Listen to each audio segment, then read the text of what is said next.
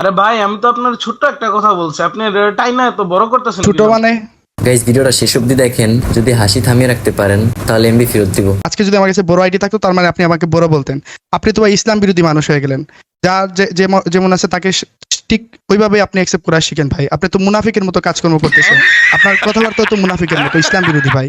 আপনার নাম দেখে তো বোঝা যাচ্ছে আপনি একজন মুসলমান। মুসলমান হয়ে একজন অন্য অপর মুসলমান ভাইকে আপনি এরকম আপনার ভাই ইনসাল্ট করতেছেন। ভাই ভাই থামেন ভাই, আমার আমার ভুল হয়েছে ভাই, আমি বহুত বড় ভুল করে ফেলছি ভাই, আপনি আমার মাফ করেন। এখন এটা বলেন ভাই, আপনি কেমন আছেন? আলহামদুলিল্লাহ ভাই, ভালো আছি। আপনি কেমন আছেন ভাই? আমি আসি ভাই, মোটামুটি ভালোই। এই যে ভাই, মোটামুটি মানে কি বুঝাইলেন? মোটামুটি মানে তো বডি শেমিং এর কাছে চলে যায়। মোটা মানে ছেলেদেরকে আপনি উদ্দেশ্য করে বলছেন, মুটি মানে মেয়েদেরকে উদ্দেশ্য করে বলছেন। এখানে আমার গ্রুপে আমার বোন আছে, এখানে আমার ভাই আছে, আপনিও আছেন। মোটামুটি দিয়ে আপনি কি বোঝাতে চাইলেন? মোটামুটি একটা বডি শেমিং এর পার্ট। এটা কোনো ব্যাকরণের কোনো বইতে নাই, না আছে কোনো ডিকশনারিতে। এই ধরনের ওয়ার্ড আপনি ইউজ না করলেই বেটার হয়, কারণ এটা দিয়ে মানুষকে কটূক্তি করে কথা বলা কে বোঝানো হয়। আপনার অবশ্যই এটা বিষয়ে ধারণা থাকা উচিত। তো নেক্সট টাইম আপনি যখন কথা বলবেন তখন মোটামুটি শব্দটা কখনো উচ্চারণ করবেন না, বিকজ ওই শব্দগুলো যখন আপনি উচ্চারণ করবেন অনেকের মনে আঘাত লাগতে পারে। ওই কষ্টটা তো আপনি আপনার ভিতরে আবার ব্রেক নিতে পারবেন না। আপনি আঘাত দিয়ে দিলেন, আঘাত দেওয়ার পর যদি সরি বলেন একটা মানুষ অ্যাকসেপ্ট করবে, কিন্তু এই যে আঘাতটা পেলো, এই যে ব্যথা, এই বেজাটা কেমনে মানুষ সহ্য করবে?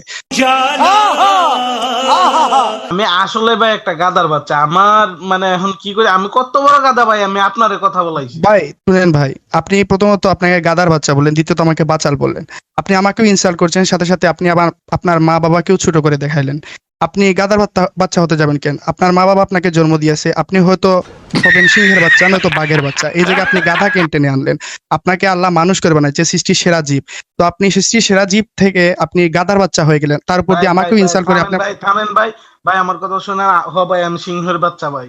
এই তো ভাই, আপনি এখন জানোয়ারের বাচ্চা হয়ে গেলেন। আপনি তো আবার আপনার মা বাবাকে আপনি ইনসাল্ট করলেন। আপনি জানোয়ারের বাচ্চা হতে যাবেন কেন? আপনি হচ্ছেন একজন আদর্শ ছেলে, আদর্শ পিতামাতার সন্তান। এটাও হতে পারতেন, কিন্তু আপনার মা বাবা আপনাকে এত কষ্ট করে জন্ম জন্ম দিয়েছে, তো আপনি আপনার বাবা মার নাম উজ্জ্বল করার পরিবর্তে আপনি এখানে এসে আপনি গাদার বাচ্চা, কুত্তার বাচ্চা, তারপর সিংহের বাচ্চা, এরকম আপনি আপনার নিজেকে সম্বোধন করছেন ভাই।